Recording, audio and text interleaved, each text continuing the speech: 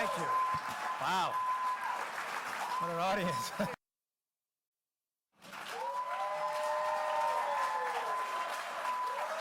you. Wow. What an audience. Yeah, I really appreciate it. Thanks. Some of you see me on Fox this morning. In fact, one of the ladies I was just talking to said, well, where'd you do that from? I said, I just live 20 miles north. I have a studio in my house. It's just a TV in the background.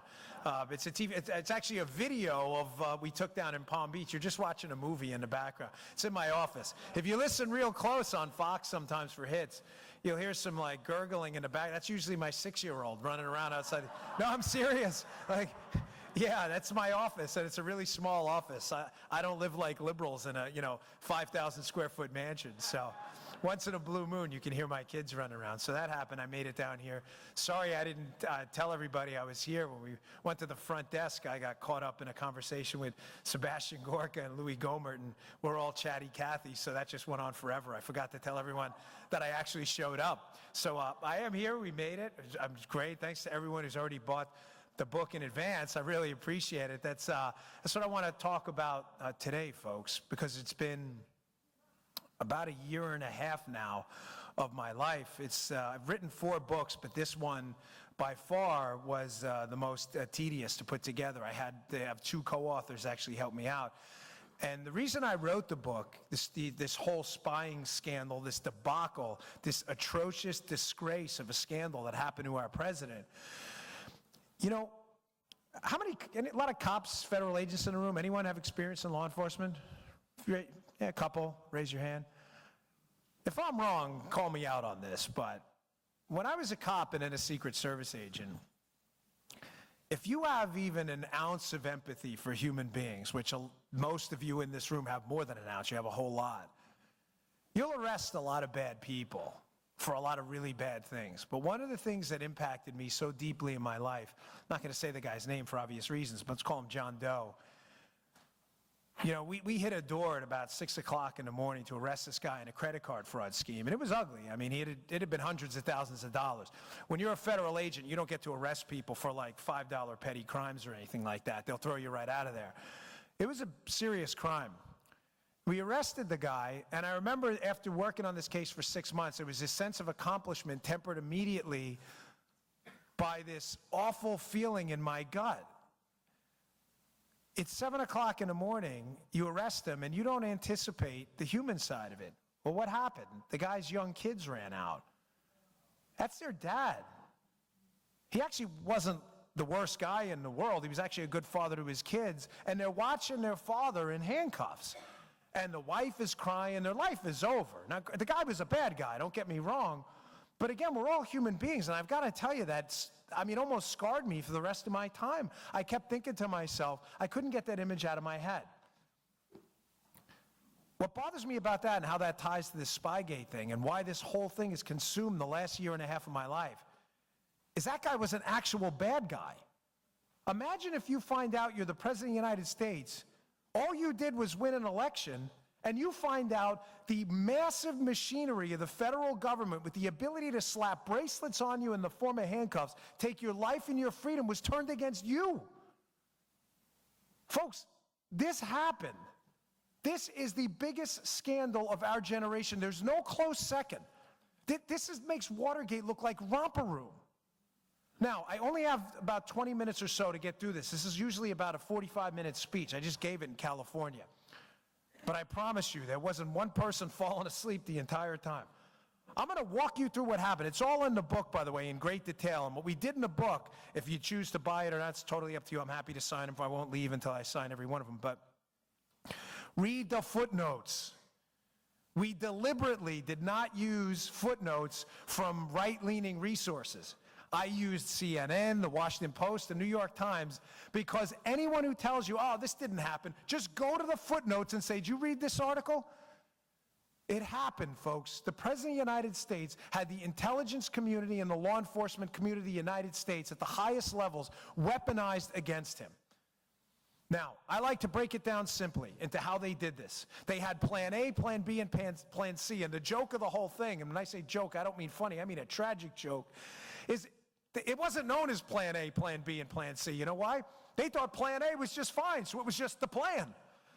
When Plan A failed, they had to move on to Plan B and then Plan C, which is the cleanup operation. Here's how this whole thing starts against Donald Trump. During the election, the Obama administration, which had done whatever it wants because the media is lost in this country, folks. There's no media. Forget it. That's dead and buried. The media's done. They don't do journalism anymore. It's activism, nothing more, right?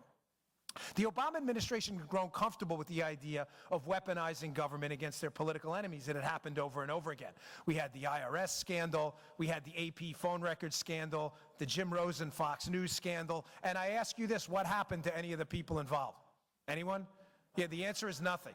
I have to do zeros like this now, because I used to do zeros like this, but I found out through the liberal media that somehow this means like a white power symbol now or something. I thought it meant okay or zero, but the media says, no, I'm serious, like these idiots in the media will tell you. So now I do zeros like that because I'm like afraid of some media idiot. These people are crazy. The Obama administration had gotten completely comfortable with the idea of abusing government for their political means. So what happens? This plan gets hatched, and I'm going to be candid with you. Where exactly it's hatched, nobody is yet sure of to this day. Matter of fact, if you're familiar with my commentary on Fox, I say often one of the great mysteries of this case is what's paragraph 1? Paragraph 1, what do I mean by that? When I was a federal agent, when you arrest someone, you have to do what's called an MR, a memorandum report. Paragraph 1 of that MR is always how the case started. I got a call from Jane Doe, bank fraud investigator, said this credit card number was stolen on April 14, 2015. I made a few calls, and the next thing you know, it's an 80-page report about this massive scheme. Paragraph 1, though, always lays it out. Always. Do you know to this day we still have no idea what paragraph 1, the why they started to spy on the Trump team was? Now, I get it. It was for political. I get that. But at some point, somebody, you have to understand, folks, had to put down on paper a semi-legitimate reason to start the most massive spying operation in a political campaign in U.S. history. Do you know nobody to this day will tell you what that is? I know what it is. So the first plan they do to hit the Trump team, folks, is they learn to manipulate these about queries in the NSA database. The NSA has a database of a whole boatload of information, metadata, texts, that kind of stuff. How it works is too complicated in the time I have, but what you can do is you can query that NSA system and you can get a whole lot of information. Well, what happens? This is plan A. This is how they're going to get the information. I hope, if I'm not following, please stop me, because this is important.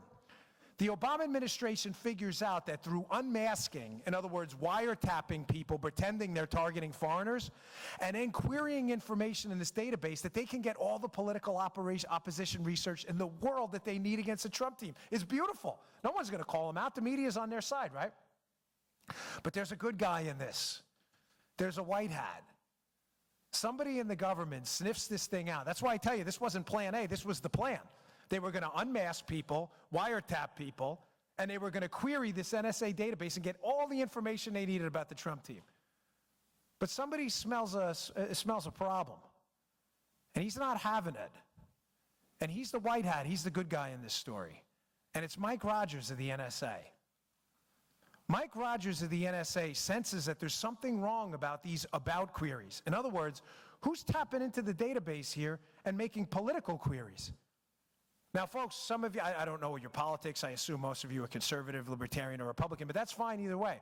If you doubt any of what I'm telling you, just Google the FISA Intelligence Surveillance Court, their report on about queries.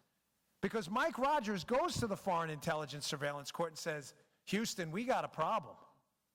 These queries are supposed to follow very specific guidelines about terrorism, and all these metrics have to be, you can't just spy on Americans in the database. The FISA court looks into it, comes back with a report that was released in March of 2017. Ladies and gentlemen, that is devastating. If you haven't read it, you were doing yourself a great disservice. Page 80 specifically is horrifying. Apparently, the NSA database was being queried by private contractors working with the FBI. These were not even government officials. People within the government were using private contractors to query information they had no judicial or legal authority whatsoever to look at. Rogers smells a rat. People panic in the government. Now, conveniently, what happens right after the election? I'm going to put these pieces together and things will start to make sense. Donald Trump's elected. He's the president-elect, right? 10 days after the election, Rogers, who knows this has been going on the whole time, these unmaskings, the tapping of the... Now does the Donald Trump tweet, they tap Trump Tower, then how does it make sense? He got the wording wrong. He didn't understand exactly how it worked, but the idea was not wrong. Donald Trump's not stupid, trust me. Guy got elected president, earned $1 billion. By the way, I love how these journalists criticize him. The guy's making $25,000 a year writing clickbait pieces for BuzzFeed. Like, Donald Trump's an idiot. Hard pass, brother. Like, well, the guy just won he runs for office the first time and he becomes the president. But let me listen to Joey Bag of Donuts at BuzzFeed. You're right, you've got this. It's like, so about 10 days after the election, Donald Trump, someone goes up to visit Donald Trump in Trump Tower. Who visits him? Mike Rogers. But Rogers doesn't tell anyone. This is going to trip you out totally. He doesn't tell anybody in the White House he's going up there. He visits Trump in Trump Tower, conveniently 10 days after the election, which from my experience in the Secret Service is just enough time for them to go up to Trump Tower, WACA, the White House Communications Agency, for the president-elect, and set up a skiff where they can talk privately, a sensitive, compartmentalized information facility. In other words, a place where no one can listen in. Rogers gives it about 10 days, goes up there, has this big meeting with Donald Trump, and what happens the very next day? Donald Trump evacuates Trump Tower and goes to Bedminster, New Jersey to never return for another meeting. You think that was a coinky-dink? Like he did that by accident? Oh, let's just go up to Bedminster. I got nothing else to do. Now, again, this is all in the book in intricate detail. The greatest spy story ever told, except the fact that it actually happened, and it happened against you. Rogers has this meeting. Trump evacuates Trump Tower. The very next day, the Obama administration comes out and calls for somebody to be fired. Who's that somebody? Mike Rogers. And they start blaming it on things like drone strikes and other stuff. Like, really? Could you be any more obvious? The Obama administration knows Rogers is the good guy and fills Trump in on this entire debacle. He probably goes up there and says, brother, they're spying on you, like right now. He doesn't know, but now he does. So he leaves. All of a sudden, people start resigning from the federal government after that. You know who also resigns? Bob Hannigan. Now, who's Bob Hannigan? Bob Hannigan is the head of the GCHQ, which is the British NSA. Well, why do you think the head of the British NSA would resign right after that Rogers meeting, right after Trump finds out about this massive spying operation? I'm going to tell you why right now. I'm not taking a selfie of you. I'm not taking a selfie of myself. I'm going to read to you a headline. This is from CNN. See it right there. I didn't Photoshop this. April 14th, 2017. Remember who Bob Hannigan is. He's the head of the British NSA. British intelligence passed Trump associates' communications with Russians on to U.S. counterparts. You think I'm making this up? That's CNN. I didn't write it. They wrote that. So not only is the United States government in Plan A weaponizing its intelligence community to listen in and computer search the Trump team to hurt them during the campaign for political oppo, they're working with the British and the Australians to pass information about the Trump team onto the Obama administration. Don't take it from me. Take it from CNN. They find out about this. Now, this thing breaks down about halfway through. They move on to Plan B. Sorry, there's a lot more to Plan A, but in the interest of time, I want to get through this because the cleanup operation is important. They move on to Plan B. What's Plan B? They realize Rogers is onto them. They're like, hey, folks, we better ease up on the unmasking and the tapping into the database. People are getting caught. This is probably not good. We're leaving a massive paper trail, and what if we lose, right? They move on to Plan B. Plan B is Crossfire Hurricane. They say, well, listen, if we can't spy on them illegally, let's just spy on them legally. We have this beautiful thing called the FISA court, where we can walk into the FISA court, we can get a warrant on somebody, and when you get a warrant on somebody in the Trump team, they have this beautiful thing for the Obama administration called the two-hop rule. Well, it's for everyone, not just for Obama. Meaning, if I spy on you, and you're a member of the Trump team, I can hop to everybody you emailed, and then everybody they emailed. So basically, all I need to do is get a FISA warrant on the guy cleaning the floors in Trump Tower, and I've got everyone. Because if he emailed his boss and his boss emailed Don Jr., I get everybody. Beautiful, right? Not really. Because they were stupid. They were dumb. And they screwed up. The problem with the FISA court, unlike the unmaskings and the tapping into the database, is they had to produce actual evidence in front of a judge.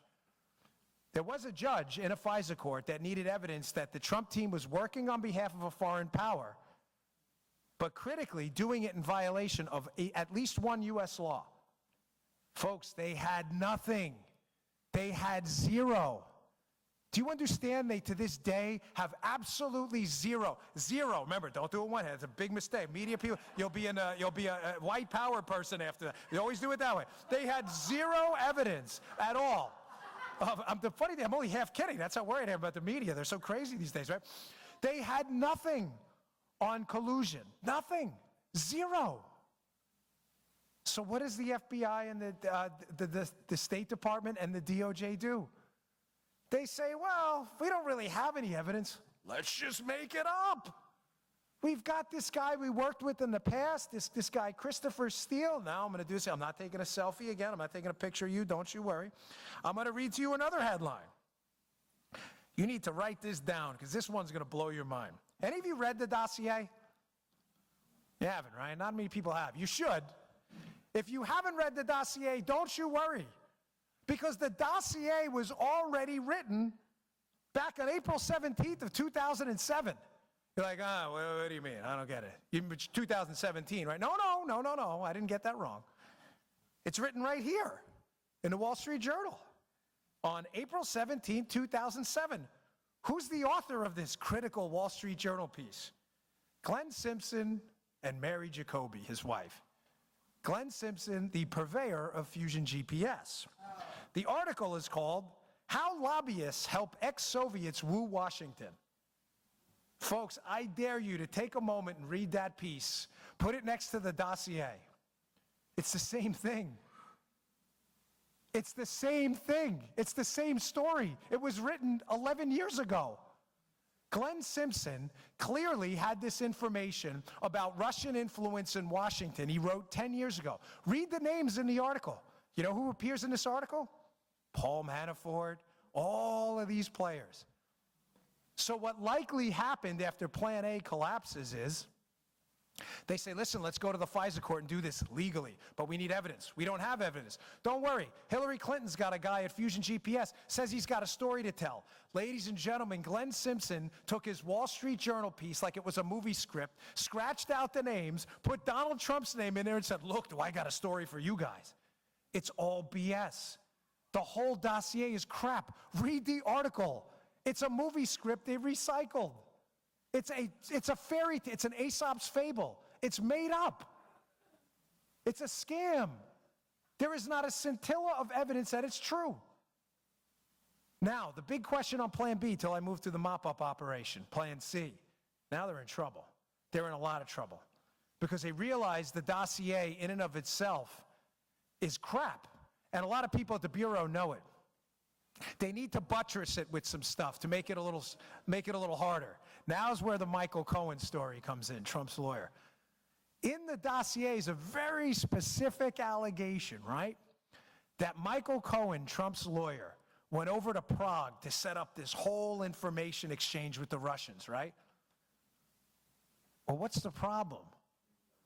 Michael Cohen had never been to Prague, and his passport proved it. Where do you think they got that name, Michael Cohen? You're darn right. They probably were in that NSA database looking up a Michael Cohen, and they got the wrong guy. I know there's only one Dan Bongino. I can tell you for sure there are a whole lot of Michael Cohens. Are you right? John Smith, John Brown, Cohen, these are common last names. They got the wrong Michael Cohen. So now you should be asking yourself, who the heck was Glenn Simpson dealing with in the government that gave him that name? And how did they get it? Plan B falls apart too. Plan B falls apart because something happens in November. Donald Trump wins. Nobody, I'm telling you, take it to the bank, cash this check, and spend the money. Nobody saw that coming. No one. Everybody thought Hillary Clinton was going to get in. This was all going to go away. They were going to appoint their own attorney general, probably John Brennan, and this story is never, ever to see the light of day, not in their lifetimes. But make no mistake, they know what they did. They all know what they did. Every single one of them. So they have to move on to Plan C. Plan C, I call it clean up on aisle 4. Now they're in trouble. They know they've got white hats in the government. I know one of them right now that's still in the FBI. That's unquestionably cooperating with this investigation, if you know how to read the tea leaves. And if you read the book, you'll figure out who it is. People start cooperating and talking, and now people are panicking. Now does John Brennan's meltdown after the election make sense? He's the head of the intelligence community who, again, another thing for you to Google, but it's all in the book again. Who do you think John Brennan met with right before the election at the, quote, director level as reported on by multiple media outlets? Bob Hannigan, the same guy from the British intelligence agency that quits right after Trump's election. He quits 10 days after and doesn't tell anybody about it. He says, oh, I'm leaving for family reasons. What do you mean? You related to Donald Trump? What do you mean family reasons? Family reasons, you're leaving because Donald Trump got elected. Who also quits? John Carlin. Who's John Carlin? He's the head of the Department of Justice National Security Division, the final division in the Department of Justice to put their John Hancock on the FISA warrant. He quits right after the election. Who did John Carlin work for? Now clean up on aisle 4 is going to start to make sense. Who did John Carlin work for before he got there into the DOJ? He's Bob Mueller's chief of staff. He was Bob Mueller's chief. Now does Bob Mueller make sense? Clean up aisle 4, get the mops out. Everybody realizes they're all going down. They faked a FISA warrant. They have been involved in massive unmaskings. Susan Rice, Samantha Power. They have been busted by the FISA court, tapping into the NSA database for about queries. They left a paper trail 65 miles long. Bob Mueller has to clean this whole mess up. Bob Mueller is the only, do you notice how right away they had the name? So Bob Mueller's old chief of staff, he's the cleanup guy. Listen, make no mistake. Bob Mueller's job right now is one thing and one thing only. Keep the heat on Donald Trump relentlessly for anything. Jaywalking, ripping off mattress tags, combing his hair the wrong way. Keep the attention on Trump no matter what, because the minute the Bob Mueller thing is dissolved, all of this is going to come out, and it is, hell hath no fury. Folks, they left a paper trail. They can't run from this. Mueller is brought in to get Trump impeached because they don't want any of this to see the light of day. Now, why Mueller? Mueller knows every player involved in this and has intimate connections with all of them. The guy who signs off on the BS FISA warrant, John Carlin, his old chief of staff. His chief bulldog in the case, Andy Weissman. Andrew Weissman worked with Bob Mueller. Andy Weissman was the chief prosecutor on the Enron case when Bob Mueller was the FBI director. Remember the Enron case that they screwed up royally? That's how they know each other. Andy Weissman hates Donald Trump. He's on emails congratulating Sally Yates for telling Donald Trump to go pound sand. Oh, it gets better. Who else does Bob Mueller know? On Bob Mueller's Enron team, it all goes back to Enron. That same Enron team, headed by Andy Weissman, had another lead lawyer on the case. Who was it? Catherine Rumler. Who's Catherine Rumler? Obama's White House counsel, who was Obama's lawyer while all of this was going on. They know each other. Now you may say, fine, so Bob Mueller knows Obama's lawyer while this whole Spygate thing was going on. What's the big deal? You Google George Nader, Daily Beast, you can read an article today. Just popped today before we showed up. One of Bob Mueller's lead cooperators in this case, who's been selling out members of the Trump team from day one, is a guy named George Nader. Who's George Nader's lawyer? Catherine Rumler, Obama's White House counsel and Bob Mueller's buddy. The lawyer for the lead witness in this case feeding information to Mueller is Obama's White House counsel, otherwise known as the fixer. She fixed everything for them. She was involved in Benghazi, she was involved in the IRS, she was involved in the Secret Service scandal. Just Google her name, put in any one of those things, and who's the person giving the statement? Catherine Rumler. Who was also on that Enron task force? Lisa Monaco, Barack Obama's Homeland Security and Counterterrorism advisor in the White House while all of this was going on. They all know each other. Finally, and I'll take some questions. Your final piece to the cleanup on aisle 4 operation. Who else does Bob Mueller know? Who now has legislative, who has control over this, I should say, right now in the Department of Justice, right? Rod Rosenstein, right? Because Sessions had recused himself, now Whitaker's in there, which was a good appointment, right? A case happens a little while ago, the 10X case. It's around 2015 or so. It happens in Maryland. I'm familiar with it because I worked in Maryland as a Secret Service agent in Baltimore. I wasn't involved in that case at all, but I know the office well. The 10X case goes down in Maryland. The 10X case, a cooperator for the United States government paid $50,000 by the FBI. Comes to the FBI with some troubling information that the Russians are helping the Iranians build their nuclear program and that there's a company helping Russians get a hold of our uranium. It's called the 10X case. It was the precursor to something you may have heard about, the Uranium One operation. The same players are involved. The case gets thrown out on a BS press release on a Friday night so nobody will pay attention. Everybody's gag ordered, and it all goes away. That the Obama administration, an FBI paid informant, admitted that we were giving the Russians uranium while they were building the Iranian nuclear program and chanting death to America. Who was the lead prosecutor on that 10X case, the precursor to Uranium One? Rod Rosenstein. And who's the FBI director? Bob Mueller. Folks, they all know each other. This is the biggest scam in American history. Folks, I beg of you, I really do. You cannot let your legislative people, your congressmen or anyone off the hook. Whatever connections you have, you need to keep the heat on this, because if these people don't go down the right way, unlike the Obama administration tried to do it to us, this will happen again. I'm telling you, what they did was such a grotesque, horrendous abuse of power. It disgusts me to this day, and I will never, ever forget that story about that guy we arrested and his crying kid that morning who wasn't going to see his dad for another year. That's a horrible thing to have to do to someone, and it's a grotesque thing to do to someone, to unleash the power of the federal government when they did nothing wrong. And Donald Trump did nothing wrong. And if you read the book, and by the way, one last thing before I get to the questions. It's not a narrative. You don't have to read it straight through. It's written like a police file. I think that's why it's been selling like crazy. You can read the last chapter first. You can go right, it's written like a police file, because the names, like I said, this is an hour-long speech I compressed into 20-plus minutes. The names never stop coming up again, ever. Oleg Deripaska, connected to Vladimir Putin, who's connected to Adam Waldman, a lobbyist who's emailing and texting Mark Warner, a Democrat on the Senate committee. Who's Waldman working for too? Christopher Steele, the guy working for Hillary. They're connected to the Russians. The people that show up at the Trump Tower meeting, Veselnitskaya with Don Jr. and Rinat Akhmetshin. Veselnitskaya works for Fusion GPS on a separate case.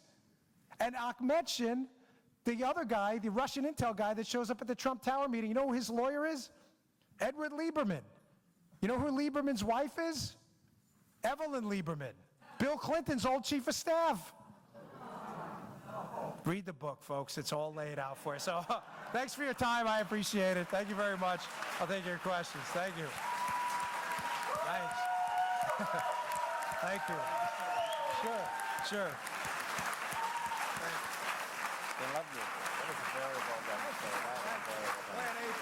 We have time just for a couple of quick questions, but before we get to Dr. Gorka and whoever else Mike Finch calls on, Dan has an amazing podcast. I meant to mention it in the introduction. You can go to Apple iTunes and Google for the Dan Bongino Show. And recently he had George Papadopoulos on, and he did what every good interviewer should do, not interrupt and let him talk. It's very highly recommended. Thank you, sir. Yeah, please, I would really appreciate that. It's free. It's called the Dan Bongino Show. We're like the third biggest show in the country now. But if you want it down, it's all free. It doesn't, it's on iTunes, Spotify, SoundCloud. It's at Bongino.com. You just click the play button.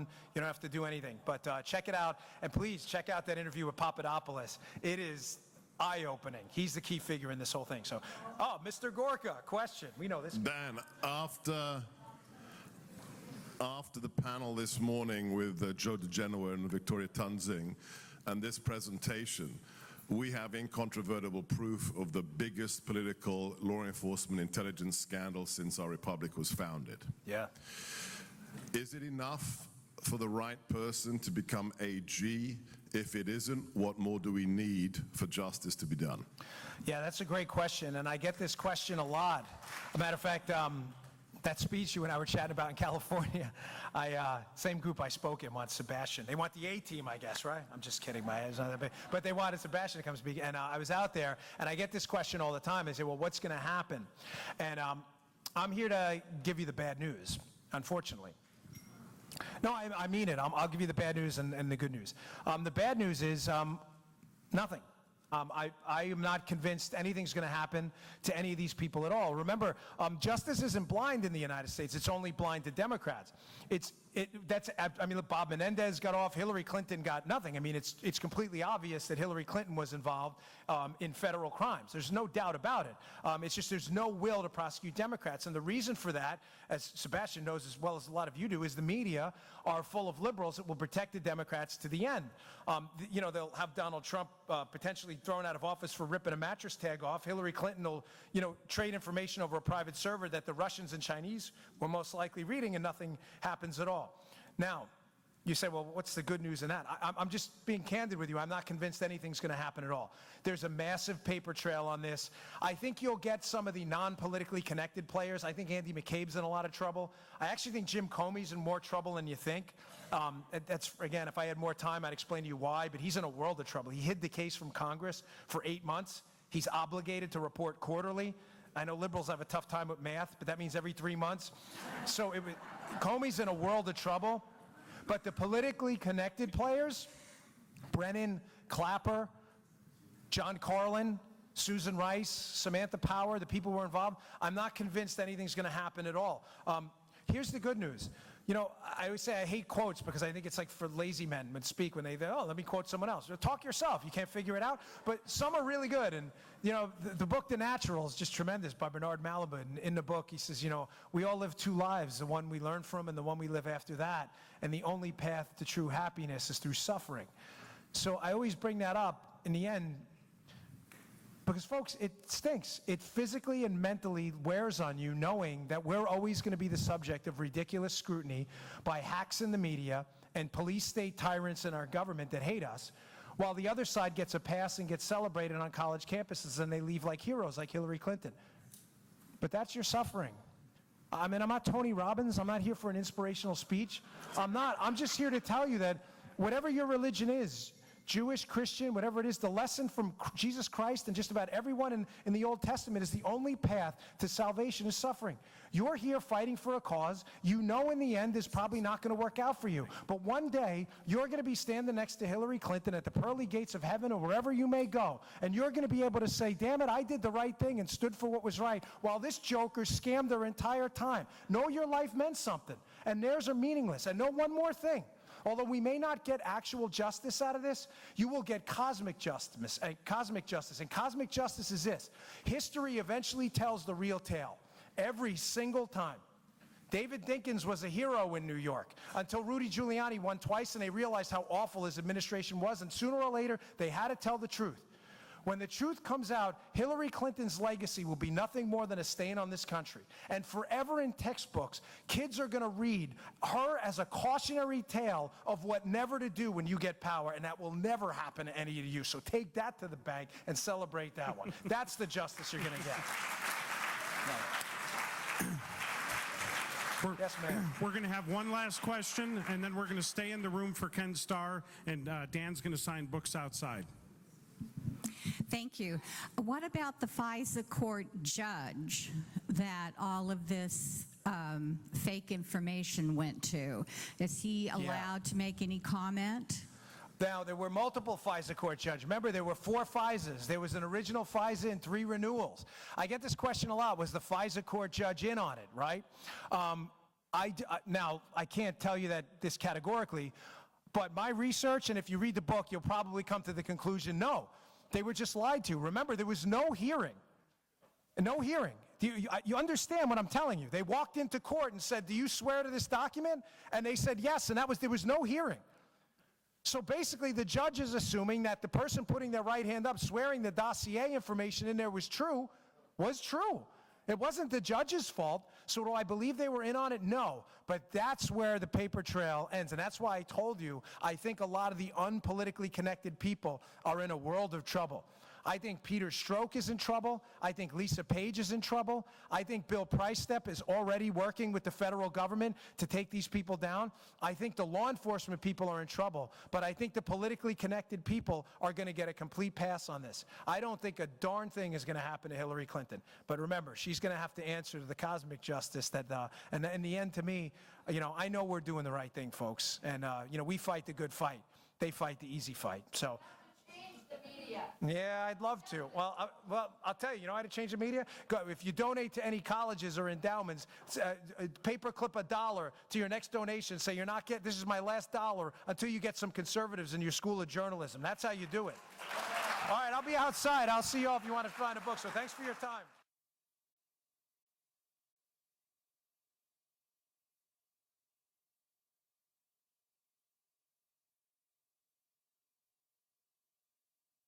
Wow.